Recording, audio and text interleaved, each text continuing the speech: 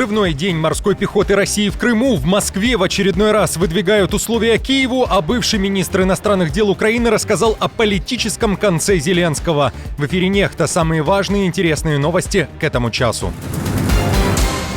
Трамп не сможет заключить сделку между Украиной и Россией и планирует встречу с Ким Чен Ыном. Для чего? Детали резонансного интервью.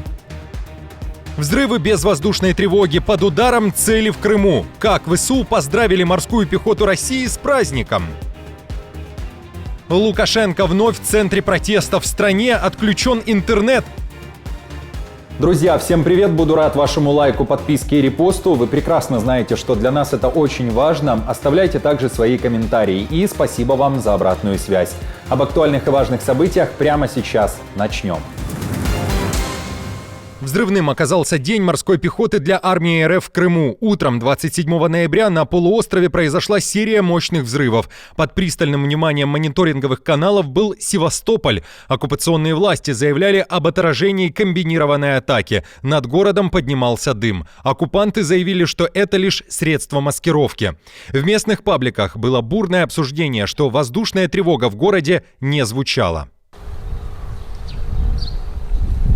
Кроме того, по данным мониторингового телеграм-канала «Крымский ветер», взрывы были слышны в районе военного аэродрома Бельбек. Насколько необходимы такие удары по военным объектам в оккупированном Крыму и насколько важна территория полуострова для российской оккупационной армии и продолжения войны против Украины, эти вопросы мы обсудили с военным экспертом, бывшим сотрудником Службы безопасности Украины Иваном Ступаком. Это большая жирная цель, корабль, который несет на себе крылатые ракеты типа «Калибр», потому что если мы уничтожим ракетоноситель, он не сможет стрелять ракетами. Даже если ракеты будут лежать на складе у Российской Федерации, там, не знаю, 100 тысяч штук, но банально нет ракетоносителя, никто не стреляет, все курят бамбук, ковыряются в носу и отдыхают.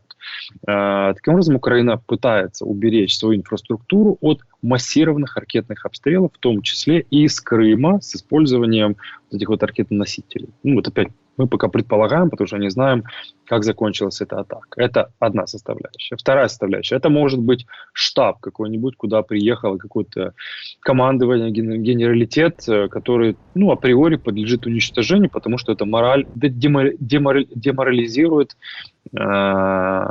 российское войско. То есть убит генерал, то есть мораль идет вниз. И третья составляющая – это воздух, потому что на территории Крыма как минимум 5 больших аэродромов, на которых располагаются российская авиация, в том числе и фронтовая, которая поддерживает российское наступление на юге оккупированных территорий. Напомню, что во вторник вечером по телеграм-каналам массово разошлась новость об атаке БПЛА на НПЗ в городе Салават, который находится практически в 2000 километров от Киева. Это Башкортостан. Полетел? Позже, как утверждают российские СМИ, тревога ушла, так как беспилотник оказался кукурузником. Российский самолет Ан-2 залетел в запретную промышленную зону и стал причиной паники.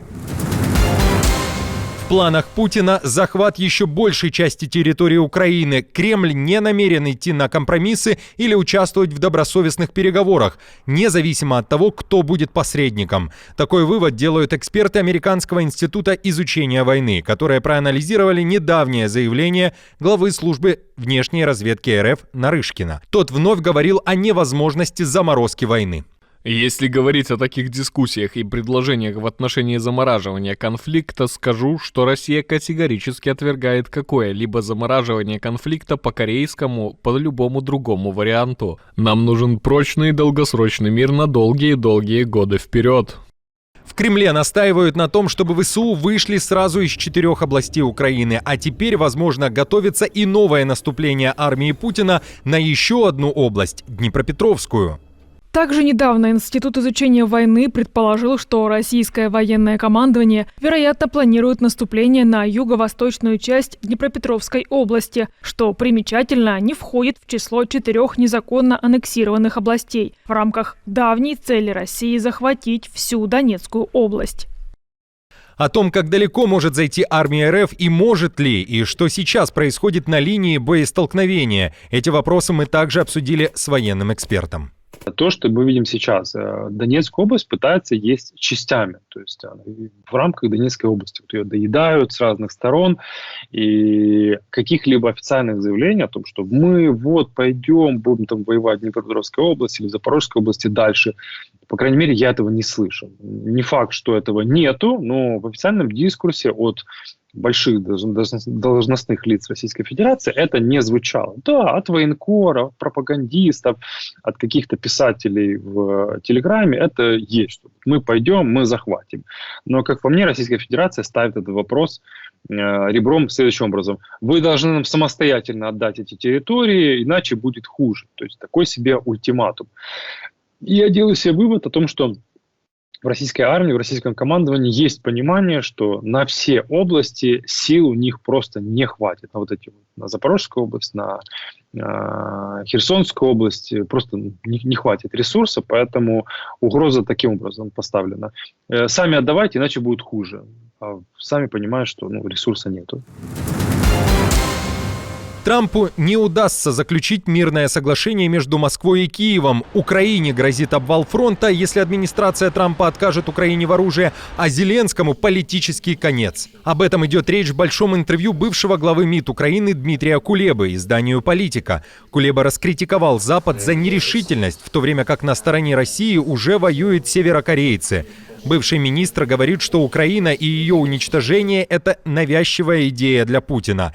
Кроме того, экс-министр иностранных дел рассказал об угрозах для Зеленского, если тот решится подписать сделку, о которой часто говорят в США. Это заморозка войны по линии фронта и фактически подарок России в виде 20% украинской территории. Русские удерживают Донбасс, они удерживают Крым. Никакого членства в НАТО. Может ли Зеленский подписать? Он не может из-за Конституции, и потому что это будет политический конец Зеленского.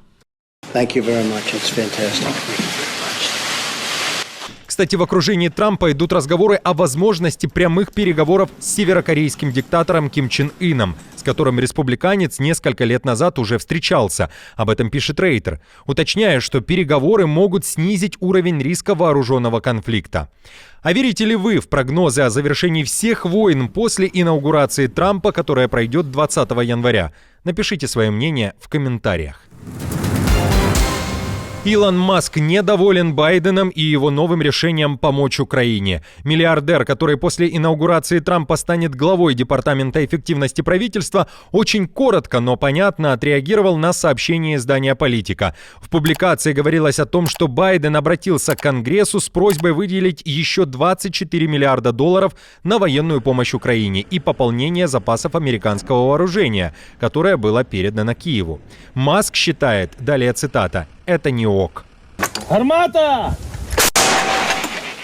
Авторы публикации сообщают, что 2/3 суммы, которую запрашивает Байден, то есть 16 миллиардов, пойдут на пополнение американских запасов. Остальные 8 миллиардов на инициативу содействия безопасности Украины, в рамках которой Пентагон подписывает контракты с американскими компаниями на вооружение украинских сил обороны.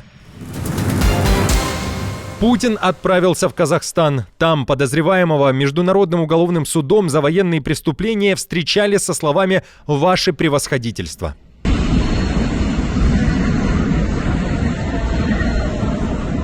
Встречу Токаева и Путина в Москве и Астане анонсировали последний месяц. За несколько часов до прилета диктатора в Казахстан на сайте Кремля появилась статья. Путин решил написать о крепких связях с народом Казахстана и заявил, что сейчас происходит формирование многополярного миропорядка. Кроме того, человек, который является подозреваемым, вдруг вспомнил о международном праве.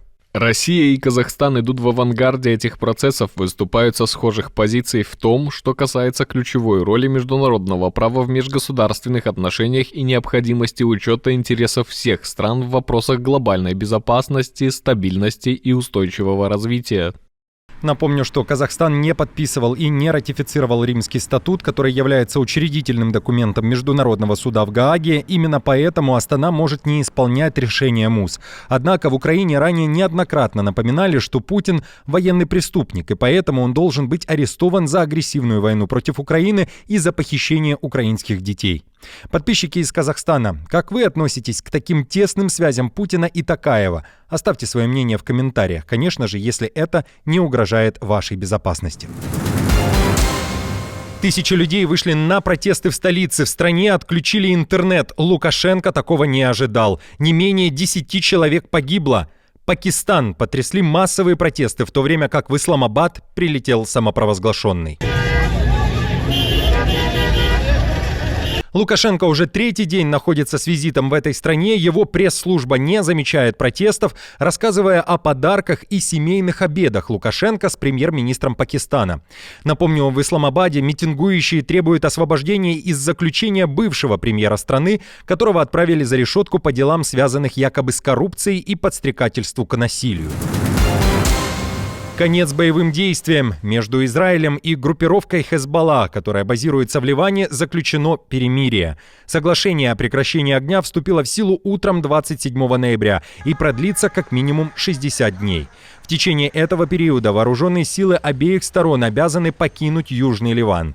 Мировые лидеры приветствуют такое решение, а президент США Байден заявил, что соглашение достигнуто при посредничестве Вашингтона и Парижа. В Израиле же события прокомментировали так. Хезболла решила напасть на нас из Ливана 8 октября. Год спустя это уже не та Хезболла. Мы отбросили ее на десятилетия назад. Мы уничтожили Насраллу, ось оси. Мы устранили ее высших руководителей, уничтожили большую часть ее ракет и снарядов. Мы убили тысячи террористов и уничтожили их подземную террористическую инфраструктуру, примыкающую к нашей границе. Инфраструктуру, которую они строили годами. Друзья, на этом все. Не забудьте оставить свой лайк и комментарий. Мы же с командой продолжаем следить за самыми важными новостями. Оперативную информацию от Нехта ищите, как всегда, в наших телеграм-каналах или на платформе X. Спасибо вам за доверие и то, что остаетесь с нами. До новых встреч и хороших вам новостей.